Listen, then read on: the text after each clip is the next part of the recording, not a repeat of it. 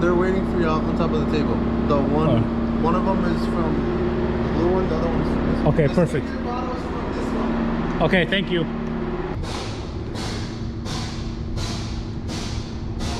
So this is the one that we did an overhaul on, but I wanted to see it because this is the second oil change we did on an overhaul. I wanted to see if everything is fine. What's going on here? Yeah, we got injector cups on a DD13 right here. Remember what I noticed was these two heater hoses on the firewall right here.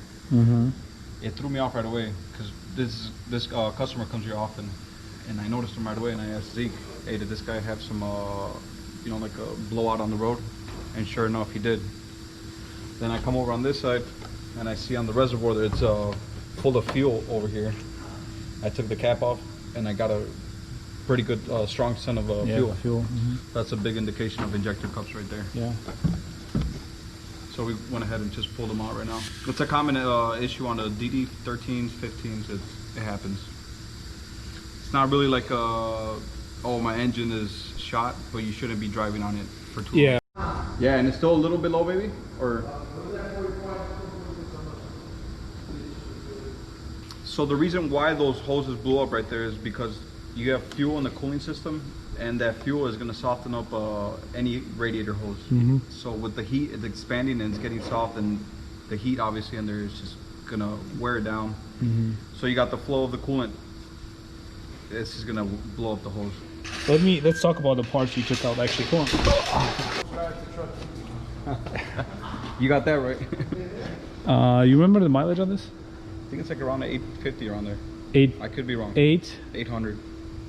Yeah, it's around 800. Yeah. I remember that unit. Yeah, so we got these are your injectors right here.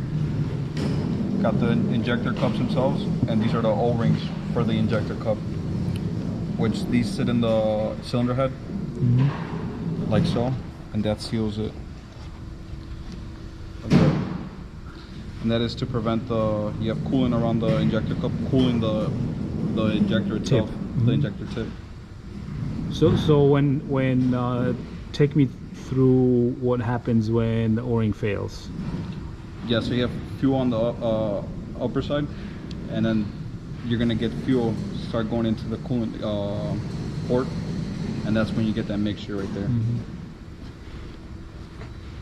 Is there anything other than what we already talked about as far as like something to catch it on the earlier side? Yeah, I mean, other than checking your coolant, probably.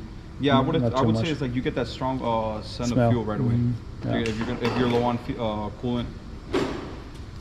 And what's the bad?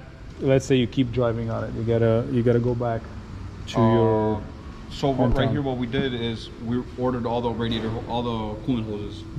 For the reason being that he drove on the fuel like that for 3 weeks. Oh yeah. So the hoses are shot. We don't want them to break down again for a coolant hose. We're gonna go ahead and run the overhead on it as well now that we got the cover off. Yeah. We got the new coolant filter on there ready. We're gonna flush the cooling system. That's this right here. Coolant filter. All the new hoses. Yeah. Injector cups right here. Yeah. Valve cover. Gasket. Right there. Got all the hold down bolts for the injectors, grommets, O-rings. But yeah, if you're driving on the injector cups for too long, then also your liners have O-rings, and the same thing is going to happen to the. You can start eating on it, right? Basically, the same thing that happened to the hose is going to happen to the liner O-rings. They're going to fail, and then eventually you're going to look at it yourself, basically at an overhaul. Yeah. So that's pretty much what happened to our glider. That one, yeah. 58. Something similar. Yeah. At some point, it had to. On that one, I think was more because the block was worn out and the liner had more movement, and it. True, and just wore out the O-ring. O-ring, liner exactly. O-ring. Yeah. And this, since the O-ring is since the injector cup is threaded on there, it has less play in there. And like a liner, it just gets pressed in, and it's still, when that piston's going up and down, you're gonna have that movement on there. Yeah. Here you don't really have that other than the fuel corroding the rubber, right? Yep. This is, a $25,000 truck.